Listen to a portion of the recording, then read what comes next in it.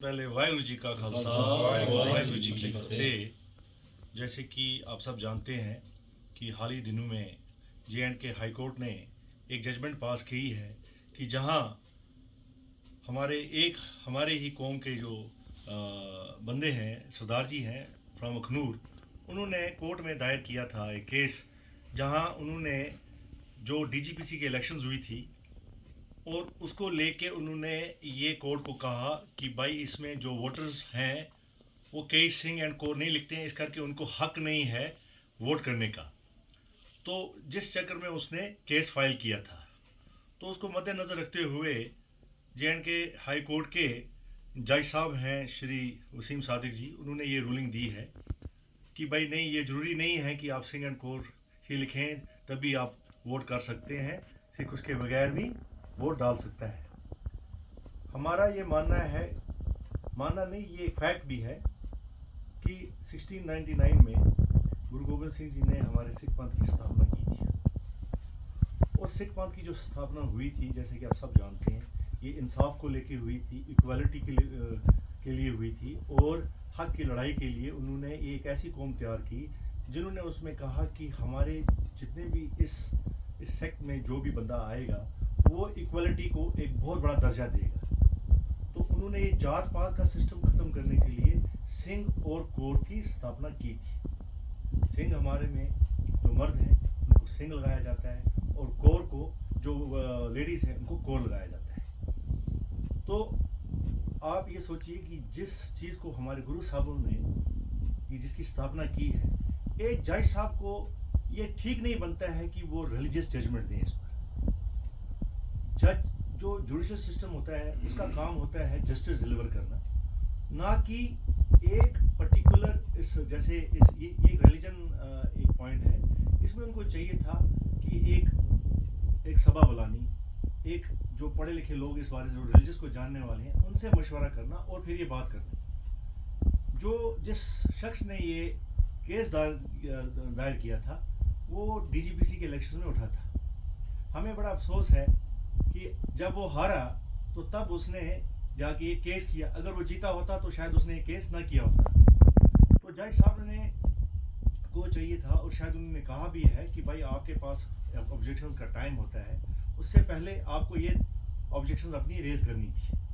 तो इसी के सिलसिले में कई बार ऐसा नहीं कि हम जुडिशल सिस्टम को गलत मानते हैं, बट कई बार उनसे भी कोई ऐसी रूलिंग आ जाती है जिससे कौम के जो सेंटिमेंट्स हैं वो हर्ट हो जाते हैं। मुझे लगता है कि जज साहब को इससे परहेज करनी चाहिए थी और एकदम ऐसे जो है बड़ी स्टेटमेंट नहीं देनी चाहिए थी। अभी मान लीजिए अगर आज सिंह और कोर पर उन्होंने एक तनाज़ा उठाया है, कल ऐसा भी हो सकता है, क्या ये हो पॉसिबल है कि शरिया के बगैर हम बोल सकते हैं इस्लाम है?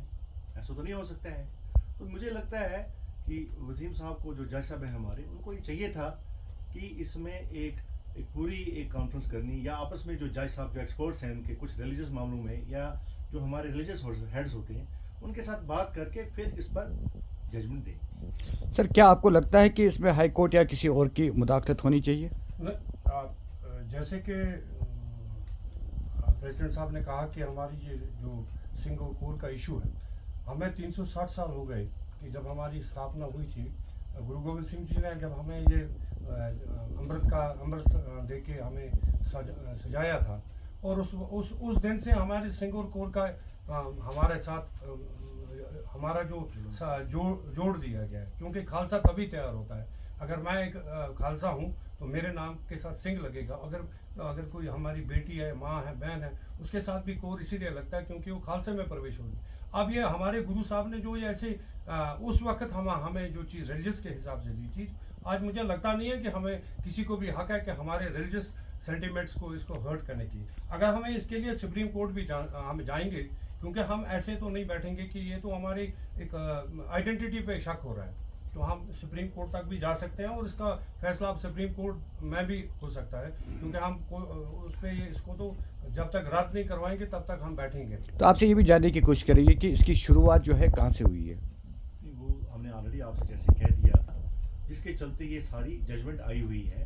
मैं आपको इतना यकीन दिलाता हूँ कि कई बार जुडिशल सिस्टम से भी एरर हो जाते हैं। तो मुझे लगता है कि जो गलती करता है कई बार वो उनको ठीक करना भी आता है, और हम उनसे भी अपील करेंगे जुडिशल सिस्टम से कि इस पे दोबारा एक नज़र दी जाए। और इस सिलसिले में जितनी भी DGPCs हैं उन सब का जो सोच है वो एक है, और जितने भी जथेबंदी का मतलब जितने भी ऑर्गेनाइजेशंस हैं इस मामले में किसी की भी सोच अलग नहीं है।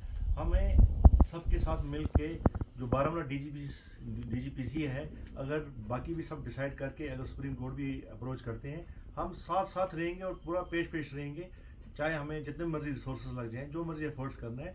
This ruling has to be overruled. तो इसके बारे में आप मतलब जो आगे आपकी कोशिश क्या रहेगी, आगे आपका क्या रहेगा? देखिए, इसमें जैसे मैं बार बार आपको कह रहा हूँ कि अब हम जल्दी ही जितनी भी DGPCs हैं, हम ये इस पर एक आपस में कॉन्फ्रेंस करेंगे, एक मीटिंग करेंगे, और हमें गवर्नमेंट से भी अपील करनी है, और हो सके तो शायद हमें इस पे केस भी फाइल करना पड़ेगा ताकि इस जो रूलिंग को है इसको दुरुस्त किया जा सके। हमें नहीं लगता है कि जुडिशल सिस्टम को एक रिलीजियस मसले में कमेंट करना चाहिए, ना कि उनको उल्टा जितना भी जो जस्टिस सिस्टम है उस पर फोकस करें। उनको चाहिए था कि भाई ये देखना कि भाई अगर पहले अगर जब उनको टाइम दिया गया था कि भाई एक जब हम ऑब्जेक्शंस फाइल करते हैं, अगर वो 15 दिन का पीरियड दिया गया था, अगर उसमें वो नाकामयाब थे तो उसी पर इस बात को क्लोज कर देना चाहिए था, ना कि एक स्टेप आगे चले जाना। क्योंकि मैं जैसा कहता हूँ, कल हम हर एक कौम को कुछ ना कुछ पकड़ लेंगे, बोलेंगे हिंदू नहीं है जी, मुसलमान इसलिए नहीं है। तो ये जो चीज़ें जो हैं इनको जितना ही रिस्ट्रिक्ट किया जाए तो उतना ही अच्छा है। हमें चाहिए जस्टिस को, जो जुडिशल सिस्टम को है वो सिर्फ फोकस करे जस्टिस डिलीवरी। आपको लगता है कि इससे भाईचारे को भी यहाँ पे कोई जख्म पहुँचेगा?